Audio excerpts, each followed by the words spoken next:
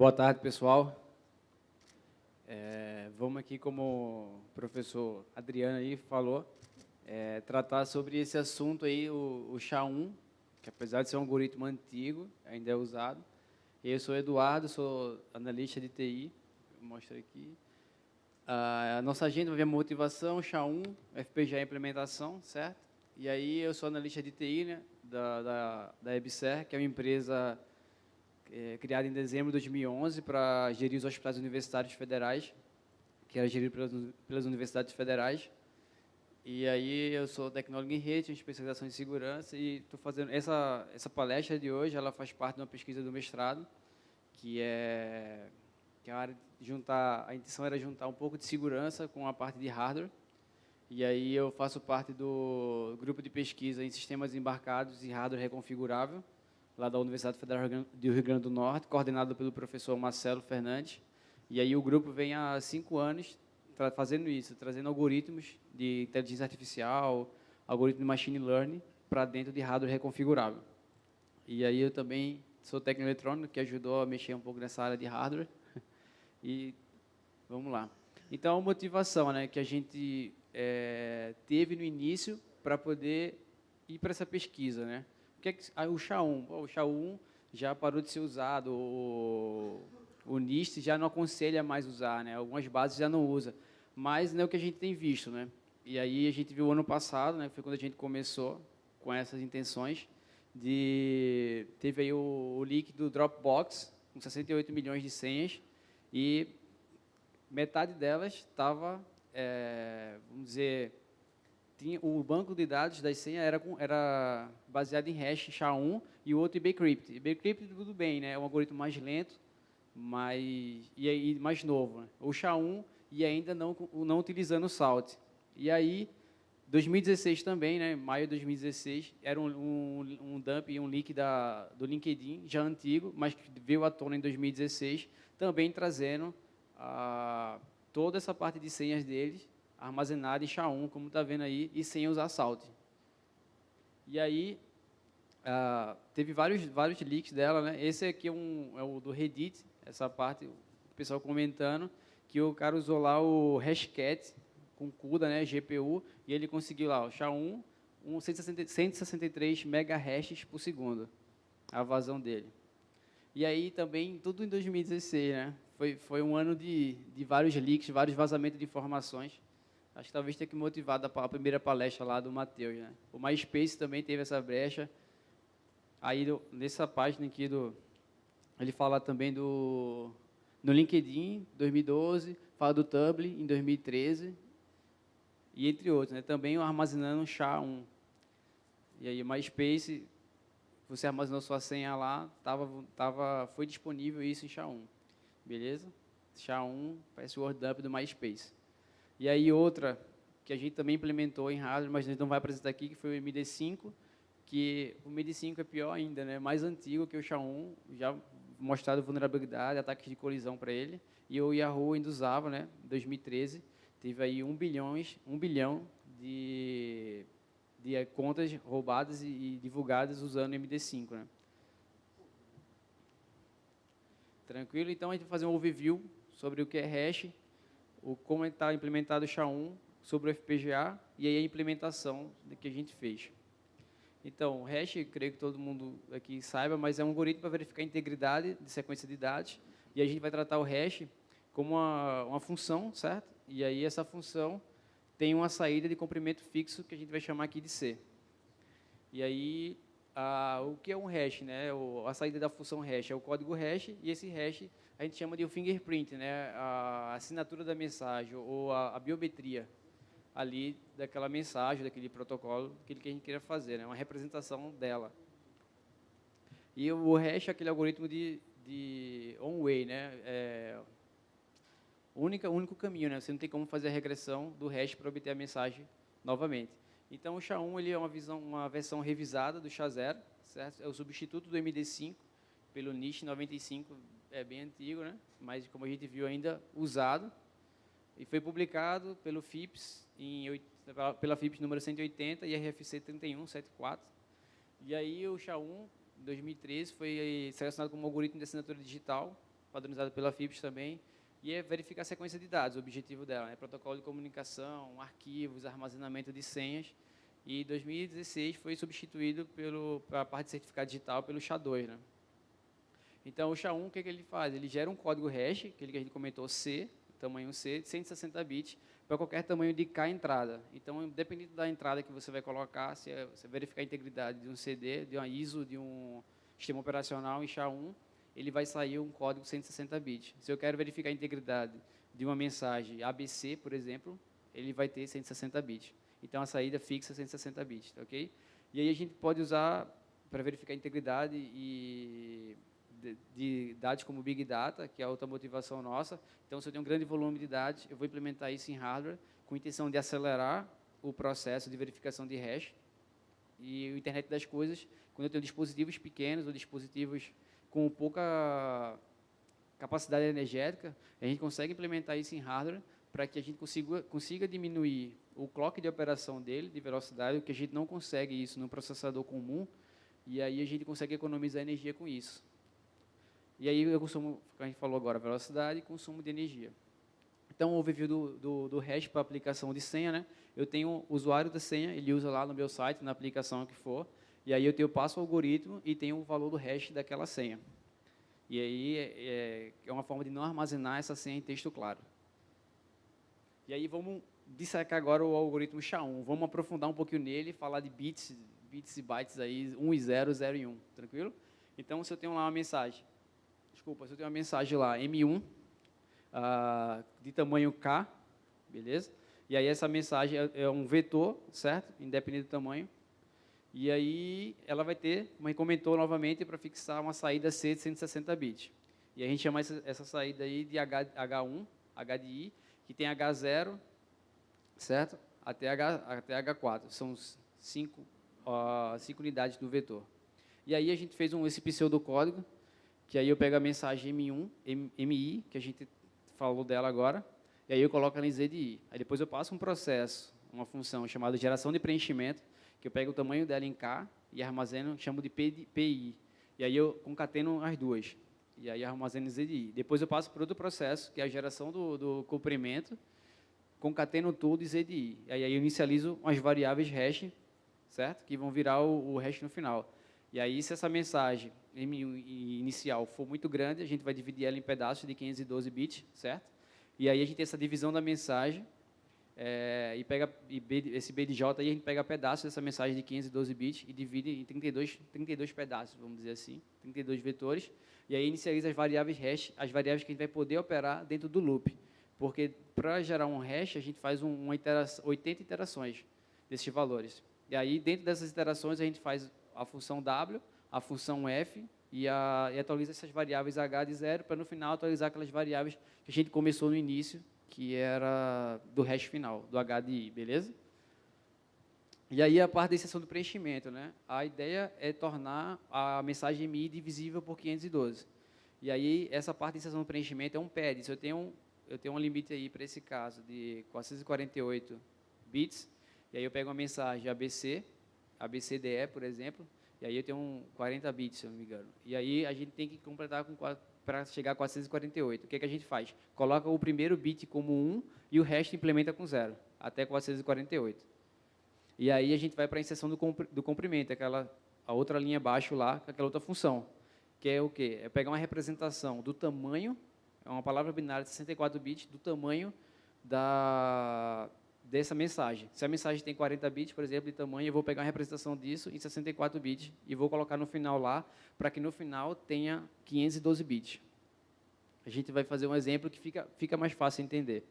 E aí, essa representação, a gente usa essa função chamada de binary, que aí ela tem esse objetivo, né? Retornar um vetor de tamanho B, que no caso ali é o T de 64 bits, certo?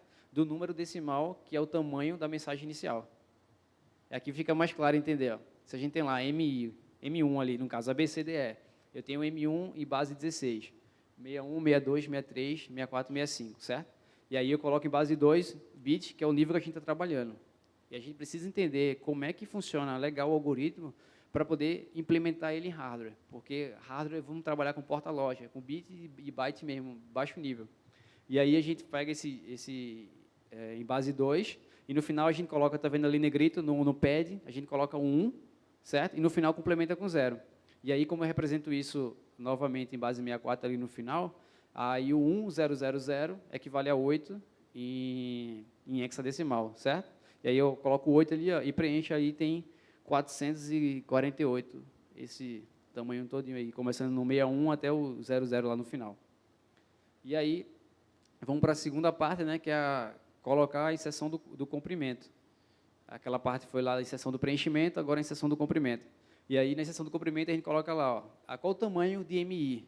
MI é 61, 62, 63, 64, 65, em hexadecimal. Qual o tamanho de MI? 40 bits. Qual a representação de 40 bits em hexadecimal? 28. Então, eu vou lá e coloco 28 no finalzinho lá. Tranquilo? Isso aí foi simples, né?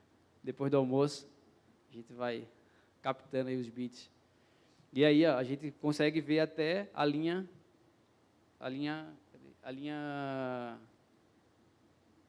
4 do algoritmo, beleza?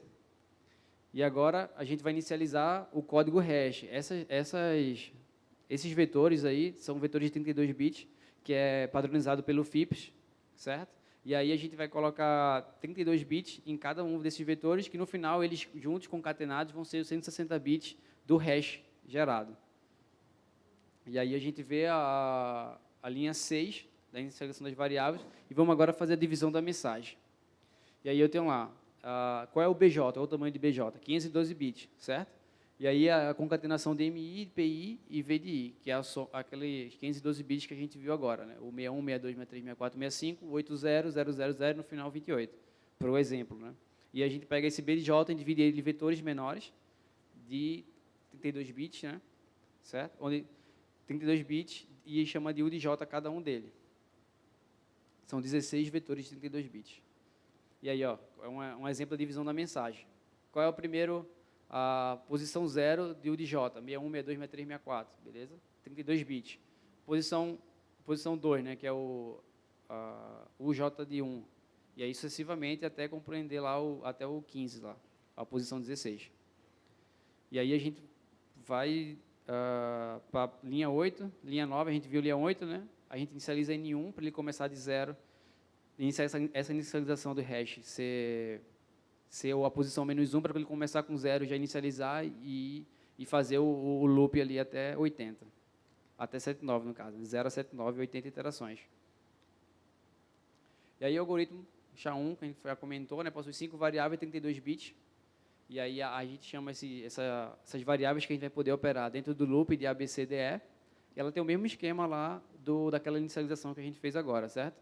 E é tanto que a gente vai colocar esses valores que a gente inicializou lá, do Hzinho-A, Hzinho-B, Hzinho-C, vai colocar esses valores dentro do A-1, C-1, E-1, B e D, certo? E aí a gente vai colocar essas variáveis que a gente inicializou antes dentro dessas variáveis A, B, C, D, E, para poder operar nela. E aquelas os Azinho, os Hzinho, eles ficam lá em stand-by, só para no final a gente fazer uma soma. E aí a gente vê essa parte da linha 10 e agora a gente entra no loop propriamente dito. Vamos lá? Então, no SHA-1, como a gente comentou, 80 iterações. Aí, para cada iteração dessa, para cada iteração a gente tem uma variável chamada de WN. E essa variável WN, a gente vai transformar 16 vetores de 32 bits, que a gente comentou lá, o B de J, que a gente dividiu em vários U de J, certo? E aí a gente vai operar esses U de J de 0 a 15, com a primeira entrada, normal, sem mexer nele. E depois, do 16 até o 79, a gente vai passar ele por dentro de uma função chamada SW. Essa função está ali embaixo, que ela faz um left rotate, vai comentar, do que? Aí a gente pega as posições, ó, de U de J, de N-3. No caso, a iteração que vai participar dessa função SW é a iteração 16. E aí, quando chegar no 16, vai ser 16 menos 3. Aí eu faço uma operação daquela cruz com um círculo aqui, né, que é uma operação XOR. E aí, uma porta lógica, né? E aí eu faço essa operação XOR com N menos 8, que no caso seria 16 menos 8, aí a posição 8, certo? Aí eu faço um XOR com 16 menos 14, um XOR com a posição 2 lá, mais 32 bits. E outro XOR com a posição de U de 0, certo? Eu fazendo um short com isso tudo, eu jogo eles dentro da função de LR, que a gente chama a função de RL, que é um left rotate. O que é essa função do left rotate? Aqui embaixo, na última linha, a gente consegue ver. Eu pego o R, que é o tamanho que eu quero fazer, e o S é o deslocamento. Então, eu desloco uma quantidade de S para a esquerda, depois desloco para a direita e faço uma operação OU entre elas duas, que é esse Vzinho aí. E aí é mais ou menos isso aqui que acontece. Eu tenho, no caso aqui do exemplo, um vetor com um espaço de 8 tamanhos, né? E aí, aqui no caso, está fazendo left rotate de 1, que é o caso lá. Eu pego 7 bits, desloco para a esquerda, 1 bit para a esquerda, e os outros 7, eles voltam. Está dando para entender aí? O 7, que era o último lá, o mais significativo, ele volta e vira o menos significativo. Beleza? E aí eu faço um left rotate. Esse é um left rotate de 1 bit. Se eu for no caso aqui de 6 bits, então vão 6 bits para baixo e volta, e a posição altera. Ops. E aqui, a outra parte lá do pseudocódigo vai para a função f. Essa função f, ela vai determinar, são 4 funções, na verdade, e sendo que cada função dessa vai estar num intervalo de interação. Vamos dividir as 80 interações em 4 pedaços. E aí eu tenho de 0 a 19, 20 a 39, 40 a 59 e 60 a 79. E aí, para essas entradas dessas funções, eu tenho o n, que é o número da interação, certo? O b, o c e o d, que é aquelas variáveis que a gente inicializou lá umas linhas atrás do pseudocódigo. E aí, na função alfa, eu tenho lá b de n menos 1, que é o n é a interação, b aqui entrou na função, certo? E aí eu tenho esse e para baixo, esse v para baixo, que é uma operação i, certo? Uma operação lógica i. Eu tenho c, então eu tenho b e c, ou esse tracinho do lado do b, aqui em cima, é o não b. Então, negando b ou d, ou desculpa, e d, beleza? Então, eu tenho b e c, ou não b e d. É bem baixo nível, bem porta-lógica mesmo.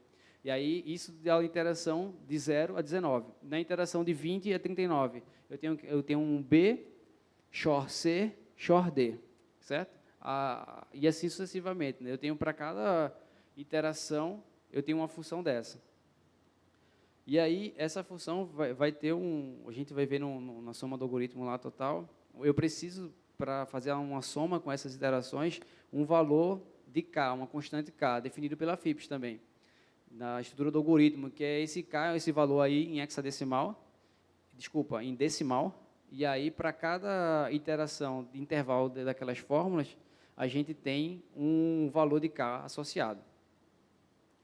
E aí, no final, antes do final, né, é a atualização das variáveis hash. É aqui que as coisas acontecem, né? E são 60 vezes que isso...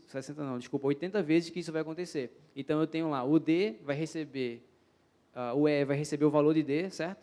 Aí o C recebe o valor de D, aí o C agora vai receber... O D recebe o valor de C, o C vai receber o quê? Um left rotate do valor de B por 30 posições. Aquele left rotate que a gente viu de 1 no exemplo, agora vão ser 30 bits invertidos para a esquerda, certo? E aí o C recebe isso, o B recebe A, aí o A vai receber V mais Z. Quem seria Z, né? Z é o W, que é aquela função, aquele valor que a gente viu anteriormente lá do W, que vai de 0 a 79.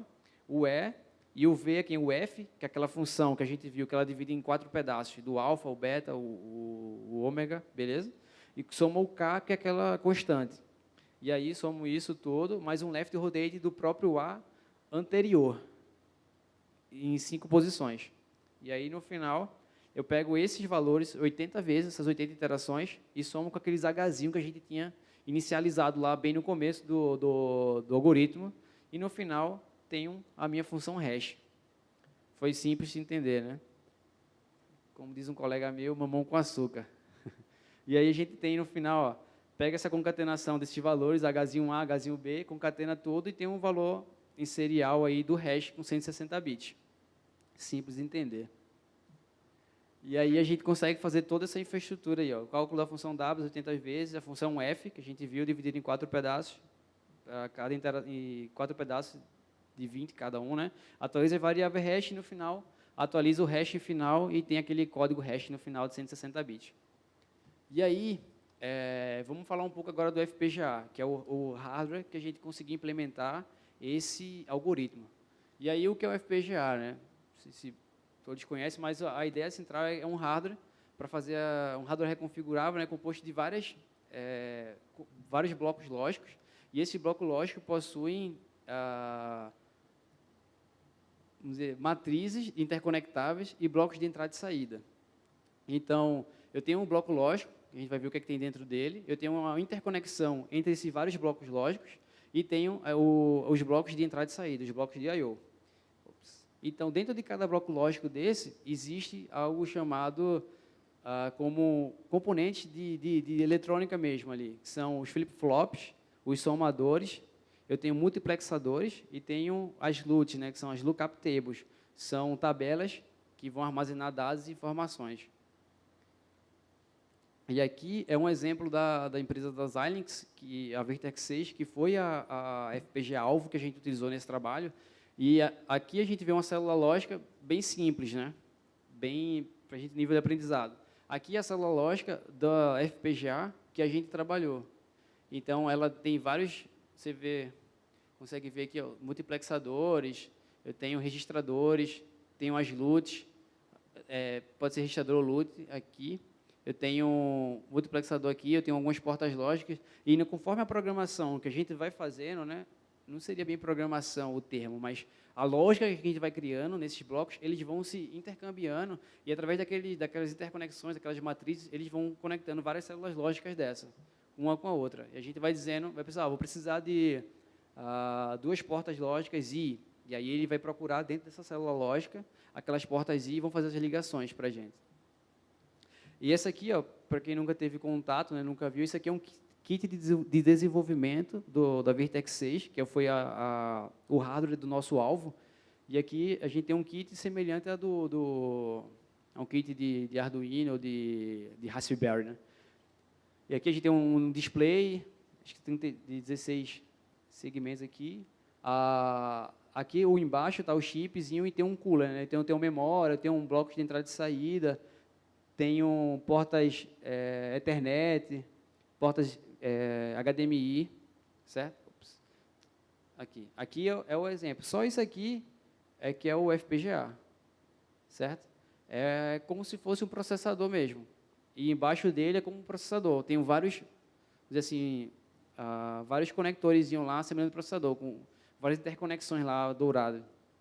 E aí aqueles blocos lógicos, aquelas partes de interconexão, estão tudo dentro desse chip. E aqui é um exemplo de um chip da Altera, o DE10. E aí você vê que ele não é tão caro para essa situação aqui, de $100 ou $130. E aqui, ó, o chip, um Cyclone 5 FPGA. E só que nesse caso aqui da DE10 da Altera, ele é dividido como um pedaço dele é um ARM e um pedaço dele é FPGA, com esse bloco lógico que a gente comentou agora. E aqui eu tenho os pinos de entrada e saída, eu tenho os pinos que ele faz uma interconexão com os pinos do Arduino, tem chaves seletoras, chaves switch, eu tenho alguns LEDs aqui, alguns LEDs, eu tenho uma porta Ethernet, tenho um USB, e aqui é a estrutura dele interna, né? Metade é um FPGA e metade que ele chama de HPS, que é um ARM, que a gente pode colocar um Linux embarcado nele, no caso aqui a gente usou o Yocto para fazer. E aqui, ó, o FPGA, eu tenho o Cyclone 5, eu tenho interfaces seriais, USB, HDMI, LEDs, botões push button, né? E o HPS é um ARM Cortex A9, 800 MHz, tem 1 GB de DDR3 de SD-RAM, tem um Ethernet de 1 gigabit também, micro SD, que a gente coloca para colocar o sistema operacional, beleza? Bem nível sistema embarcado, né? E aqui, ó, no Raspberry, a gente fez só esse Raspberry aqui para a gente fazer uma comparação do Raspberry com o DE10, que o Raspberry é um quad-core, é um ARM também, né, da Broadcom, 1 GB. Você vê que é bem parecido. E os preços, isso aqui, ó, o tamanho deles são bem parecidos também, certo? E os preços são, esse aqui está o quê? $100 mais ou menos ali, um Raspberry 3 a $40, $50, depende dos kits também, né? Beleza? E aqui é outro exemplo, é um Spartan 6, que a gente usou para fazer um comparativo também de consumo de energia, e aqui junto com o Arduino. Tu vê, eles são os mesmos tamanhos, acho que é 50 por 70 milímetros, são bem pequenos. E o poder computacional que um FPGA tem é bem superior do Arduino. E a gente vai ver um exemplo de porque eu consigo programar isso, levar isso para o hardware, né? Aquele algoritmo que a gente falou. E aqui eu tenho um software antes de executar o algoritmo. Aqui, ó, aqui a gente faz a implementação proposta. Nossa implementação, ela colocou a inicialização, um bloco de inicialização, que é aquele MI, tá vendo? E aqui eu tenho o divisor da mensagem. Aqui é onde eu faço a parte de inserção de preenchimento, inserção de comprimento, certo? E aqui eu tenho esse DM, que é a divisão da mensagem. Eu pego ela e divido em 16 pedaços, tá vendo? 16 blocos aqui, de 32 bits cada. Eu passo para esse GW, que é aquele W lá que eu vou pegar, transformar os 16, essas 16 entradas de 32 bits cada e transformar em 80, certo? Aqui eu tenho um contador que vai ter as interações, um contador que vai de 0 até 79.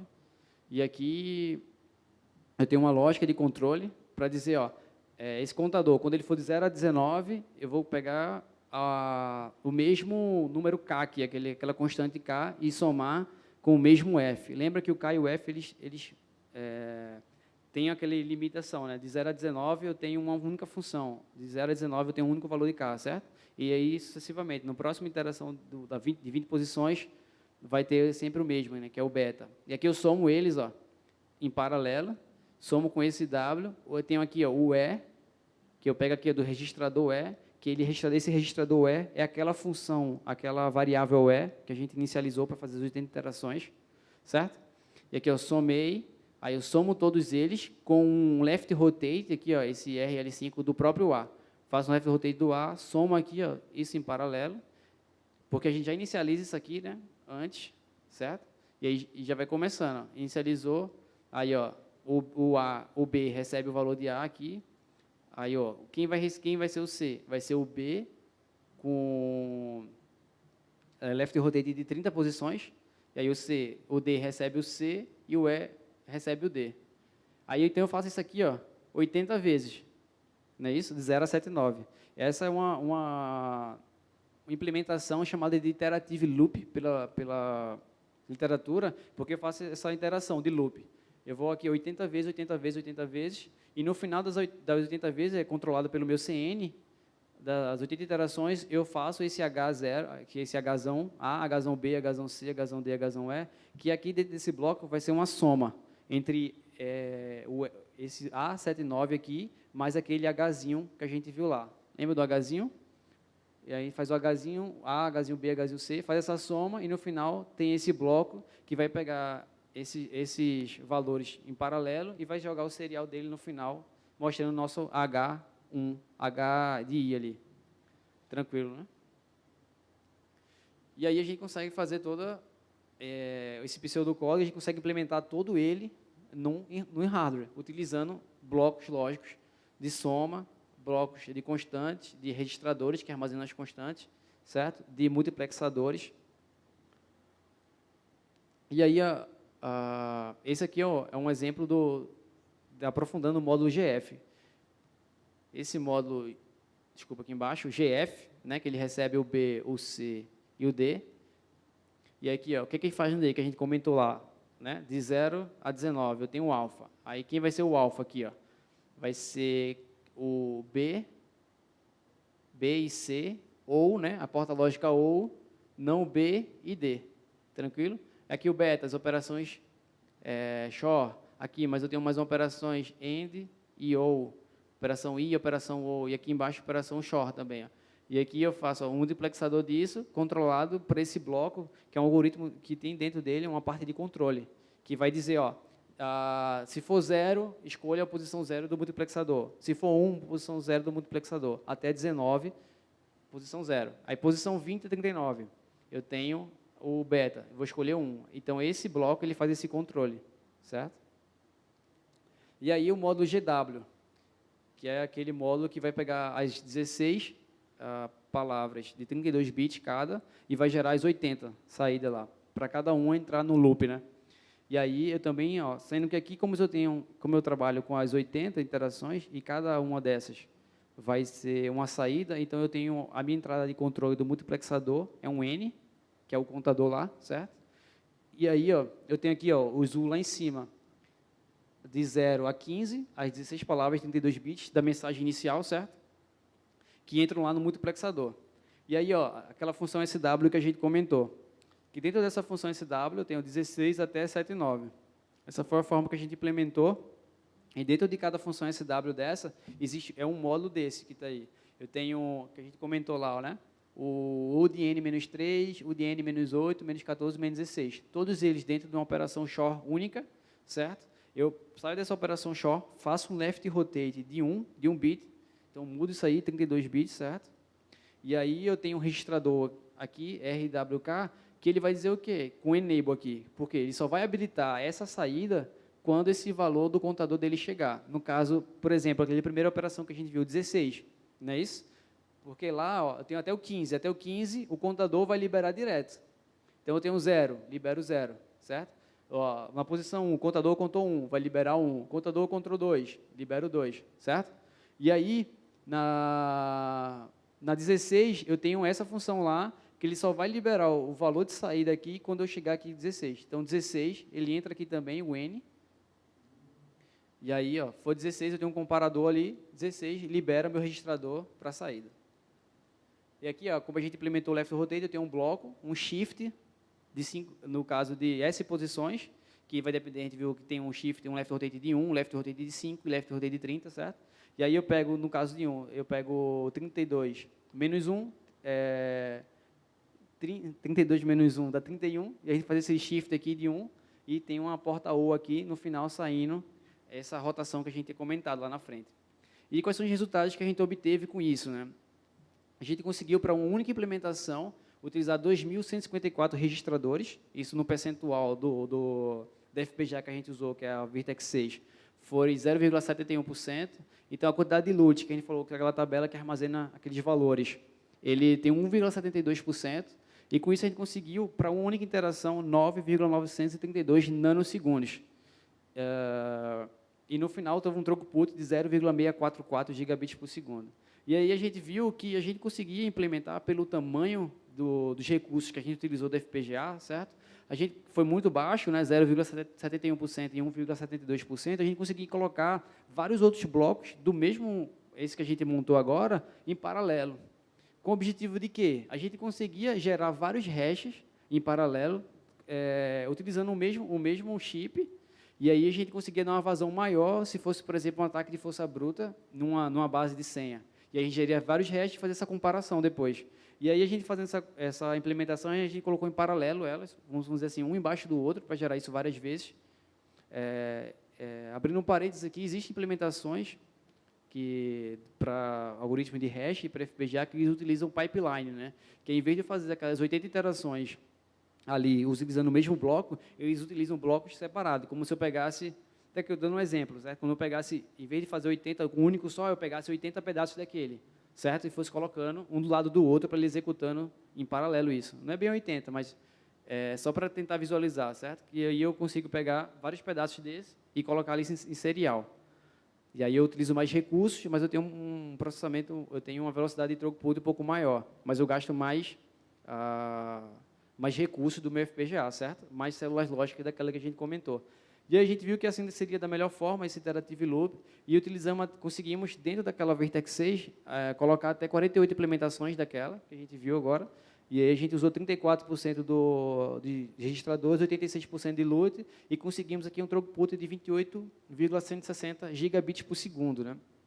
E aí, a gente fazendo um comparativo aí de uma regra de 3, de quantidade de hash por segundo a gente ia conseguir, para a única implementação daquela, a gente conseguiu 80,548 megahash, né, milhões de hash por segundo, e aí a gente viu aquela comparação lá do CUDA, né, que o pessoal alguém lá, não vi quem era a pessoa, mas lá no Reddit, ele utiliza 160 megahash, né, utilizando um GPU, e a gente, com duas implementações daquela do FPGA, a gente conseguia chegar no mesmo nível que ele. E utilizando os 48 hash que a gente conseguiu dentro do único chip daquele, tem uma vazão de 300,52 gigahash por segundo. Não chega a ser um ASIC para minerar Bitcoin, né, com o SHA-256, mas é um resultado bastante significativo e para o que a gente precisava, ou o que a gente tinha em mente no início, né, que é fazer aqueles pegar aqueles dump de memória, aqueles dump de senha e gerar, e a gente teria um resultado bem mais rápido do que se a gente estivesse utilizando o GPU e com a economia de energia bem maior. E aí a gente fez um exemplo implementando MD5 SHA-1 dentro daquele Spartan 6 e do RTX 7, que são algoritmos, são FPGA menores, e aí a gente conseguiu uma comparação. Se a gente colocar aqueles mesmos algoritmos no ITmega, que é um Arduino, a gente vai conseguir um gasto energético ali de 105 miliwatts para o MD5 e para o SHA-1. Para o Galileu, que o Intel Galileu é uma placa semelhante ao Raspberry, só que da Intel, né, a gente vai ter um gasto energético ali de 550 miliwatts. E aí, no RTX 7, comparando com o Galileu, a gente tem menos de 10 microwatts. Então, eu tenho aí 1000 vezes, não é isso? 1000 vezes menos do que no ITmega e no Galileu. E para o Spartan 6 também, 10 microwatts. No Spartan 6, comparando com o Galileu, a gente tem 1 miliwatts ali, 2 miliwatts. Então, a gente vê que é uma economia bem grande de consumo de energia. E aí eu agradeço a atenção dos senhores, a oportunidade de estar aqui com vocês. Esse é o meu contato do LinkedIn e do Twitter. E aí uma mensagem que é sempre acredite em você mesmo, né? Mesmo que pareça pequeno, você pode ser grande. E se o sábio der ouvidos, aumentará o seu conhecimento. Obrigado a todos aí. Obrigado. Temos alguns minutinhos para perguntas para o Eduardo. Tem uma pergunta online, Rubens? Não? Oh, pode fazer.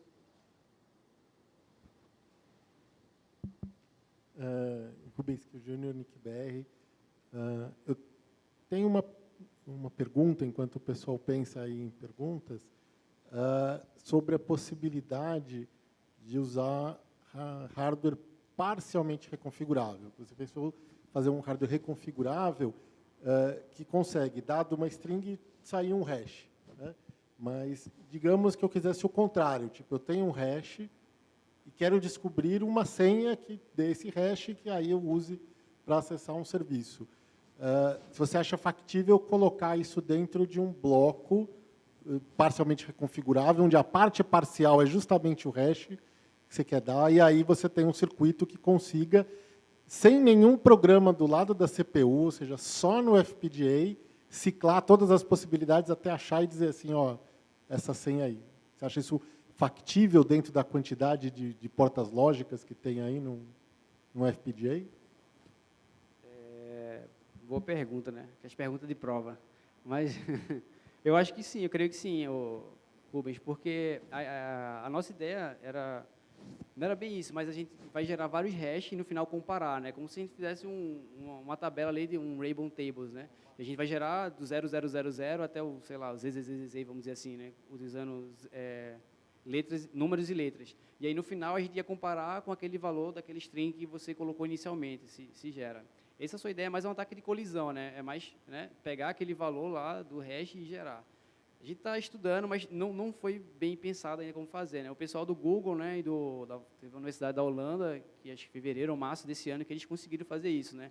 Pegaram 2 documentos diferentes de PDF e conseguiram gerar o mesmo hash para os dois, né? Fazer um ataque de colisão. E teve até uma palestra na DEFCON, né, desse pessoal, explicando isso, como eles fizeram esse ataque de colisão, né? Vamos chegar lá, escrever a dissertação e pensar como é que a gente pode fazer. E outra vertente, só fazendo um adendo aí, que o pessoal sempre pergunta, é a questão do Bitcoin, né, da palestra anterior, de criptomoedas, né, como fazer isso para minerar. E a gente tem que fazer em 256, né, que é o hash, e aí é outra estrutura de blocos, que também daria para fazer, né, que dá para fazer, né, que inclusive o ASIC, que o pessoal usa hoje para minerar, né, são hardware também, implementação em hardware de geração de hash, né. Pega lá a transação e gera os hashes dela, né. Então o FPGA pode ser utilizado como um processo de validação do seu algoritmo para você, antes de fazer isso, colocar no ASIC, né. O ASIC é um chip já batido lá, você não tem como alterar mais, né. Você faz o hash no FPGA, validou, funcionou, coloca no ASIC e manda produzir, certo? Bem, o ataque de colisão ele sempre teve precisão probabilística, mas eu tinha um professor que costumava dizer que era equivalente a você pegar uma carne moída, pôr no moedor ao contrário e virar uma picanha, fazer 2 picanhas iguais com a carne moída. Tem probabilidade disso acontecer, mas é pouco provável que aconteça. Muito bem, tem mais alguma coisa online, Rubens? Muito bem. Então, Eduardo, muito obrigado novamente Obrigado.